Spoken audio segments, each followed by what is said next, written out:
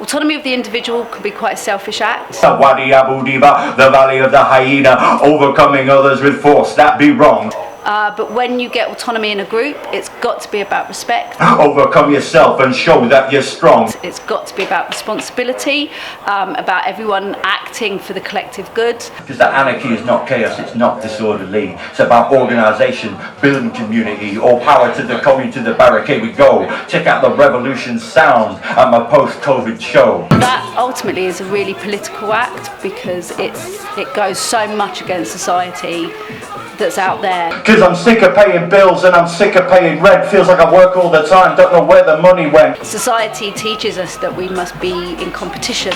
We must consume and compete, and it's all about what we need and what we can get for ourselves. Let go! Give up all your resistance and control.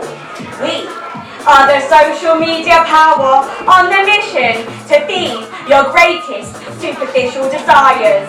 A space like this that is the absolute inverse of that is a hope and a light in many people's hearts and lives. Come the revolution, come. Everybody gotta get up for this one. Come the revolution, come. Don't stop now, so we just begun.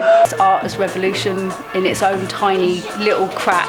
It's, it's a very small bubble of revolution. Junglists unite, shake off the chains of the new world order. And it's about creating unity. London, let's organise. Now Holloway, let's organise. Now Limehouse, let's organise. And again, I think that's why it's important that it's centred around art, because it's art as the language of unity, and that you don't need to speak the same language to be able to communicate that way.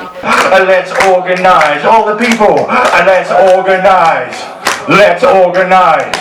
We don't support Hacking Bay or his ideas that much, but his concept of pirate utopias and temporary autonomous zones was that you can only burst away from the capitalist society for a very short amount of time and for a very small place before the constraints of society come in and pull it apart.